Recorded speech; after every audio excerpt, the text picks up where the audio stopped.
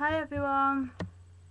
I got some of my friends wanted me to review some of their favourite anime shows, and after when I finish doing them, I will give you some updates maybe and whatnot, and I will tell you a bit more about the party next week. If you are going, you will see me wearing my Yuga-san cosplay. You will see me in the main room or in the other room. So, if you do find me, just tap me on the shoulder, poke me in the arm or something, and I will come straight to you. I don't know, but let's get straight onto the reviews. And this one was done from this, and she wanted for me to review this anime called Black Butler, and she's one of my friends is called Naomi something. I don't know, but she's one of my friends on Facebook, one of my anime friends on Facebook. So it's all about Black Butler. The main characters are Ciel, Sebastian, Claude, Alas, Grell, the Undertaker, and the Butler's helpers. The Butler's 3 helpers, which I forgot. But let's get straight into the reviews. Ciel Phantom, the young Sikon of 19th century British clan, has the most usual manservant, a demon bound to him by a pledge that surpassed life and death. Surpassed life and death, and who will do anything to help him find the ones who murdered his parents. The first half of a series that become massive fan favourite is uneven, supporting a curious mix of goofy humour and blood-curdling dread. That said, most fans of the show, and especially its one with the titular Butler, will really forgive such problems. Good health is hard to find. It's such a luxury to have someone upright and dependable to pour tea and clean house, weed the garden, and a friend of kidnappers and kitchen utensils, especially if the butler in questions of demonic blood and is bound to his master by satanic contract come hell, illiteracy or high water. I imagine most people could do without those last couple of details but young Self-Fantative doesn't have a choice. He's the newly minted head of his family and the business toy makers of destruction in Victoria, England. And his butler, Sebastian Mitchell's my favourite butler, and Claude's my favourite butler, is the envy of anyone's household retune. Handsome, flawless in his skills, polite to a fault, Sebastian both manservant and substitute father for Ciel. The boy is suddenly amused and his familiar responsibilities after the murder of both his parents, and one of his ongoing agendas is to use Sebastian power to find the responsible and punish them. Sebastian, just as Sebastian himself, has 2 faces of loyal servants. This is the I'd say, because the other words are creature, so does Black Butler himself.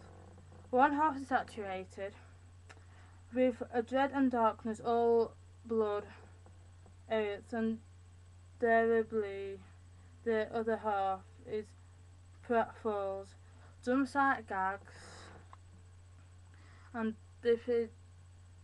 double takes. The gags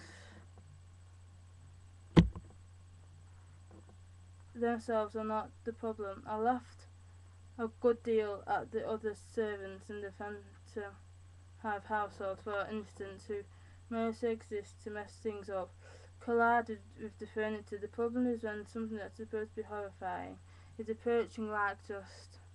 Other gangs as when Ciel and Sebastian do battle with the chainsaw Welding Groom's Ripper, Grill Suttercliffe.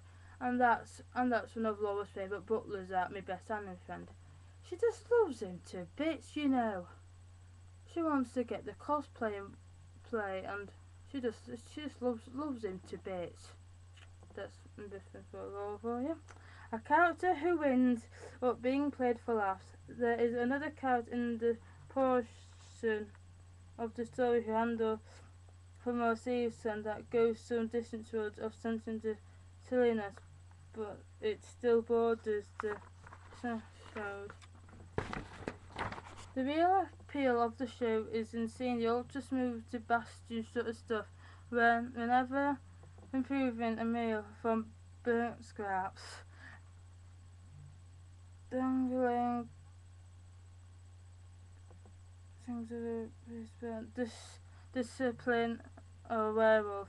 Never loses cool, never lets so much as a single fold of his jacket comes uncreased, and never let his sly smile lose any of his electricity. His messer, his butler skills, which he used to make silk purses out of any number of so ears. That's disgusting. That. Oh, so ears. I think it's disgusting. I don't know what it means. A great fun to watch. After all, he says, in what has become the sole point that I am one hell of a butler. What less fun, again, is how the show tosses a back and forth between being lightweight and heavyweight, often right in the same scene. Despite set in Victoria, England, it handles its historical details frivolously and sometimes downright nonchalantly.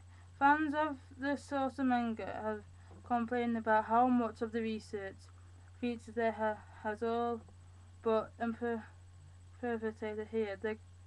Then again, the show's main goal is to be entertaining, and it certainly enters its just rather inconsistent in how it does it.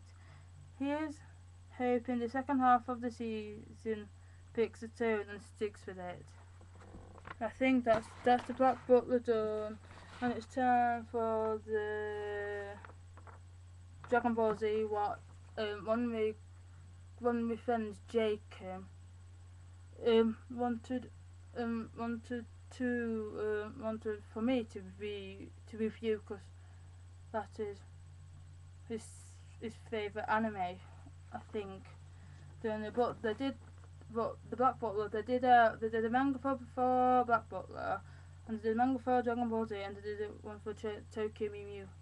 I've got the first Black Butler manga, so I might get the Sailor Moon one for Christmas. So let's get on with the Dragon Ball Z. The season begins with a young monkey-tailed boy named Son Goku befriending a teenage girl named Bulma. Together they go on a quest to find the 7 Dragon Balls. Goku later undergoes rigorous training, regains and educational programs under the martial arts master Roshi in order to fight in the world martial arts tournament, a competition involving the most powerful fighters in the world. Outside the tournament, Goku delivers villains such as Emperor Pilaf and the Red Ribbon Army.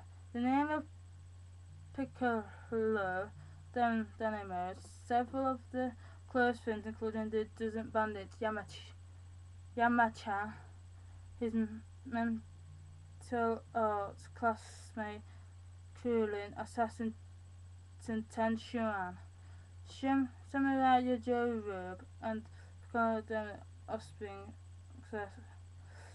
Ricono Piccolo Jr. As young adults, Goku meets his brother, Veggies, who reveals to him that they are members of a newly excited extraterrestrial race called the Saiyans.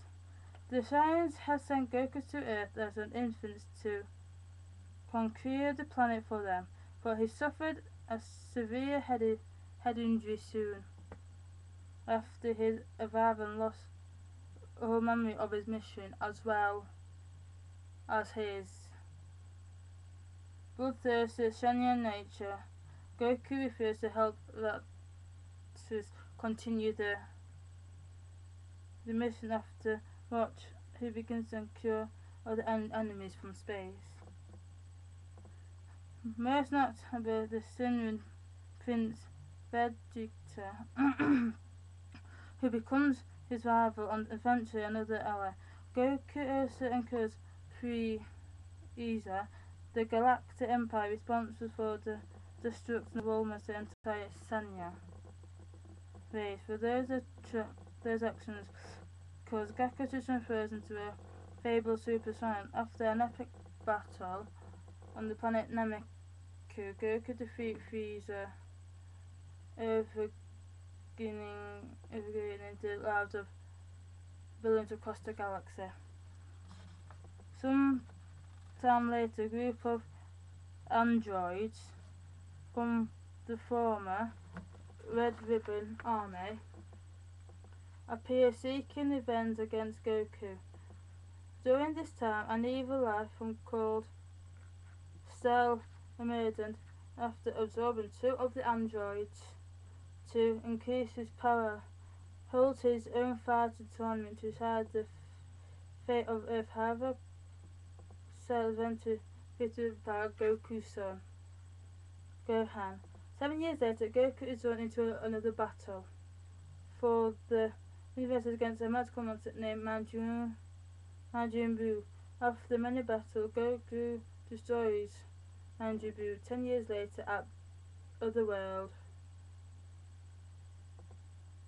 where Marshall Son, Goku meets the evil Human. Reincarnation, you will be leaving the match between two of them. Unfinished, Goku turns Buu away on a journey to train him as the Earth's next defender. Now this is the last one. This is the Tokyo Mew Mew Power, and I think it's still on Pop Girl. But if you live in America, it might be on 4Kids or on a different kids channel network. If you do live in America, and those two animes as well. About Dragon Ball Z was still on in America. And this one was from Paul something, and he wanted me just to review his favourite anime, Tokyo Mew Mew. And it's all about Monomina Ichigo is your average 12-year-old girl that is ultimate one eventful date. Her close friend Oyama asks her to attend and the Great Species exhibit, and after a series of the event, she gets hit by a ray that turns her into a cat.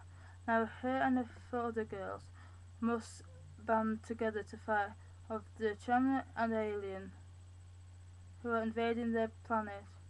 On the first day, with the cutest boy in school, Ichigo is zapped.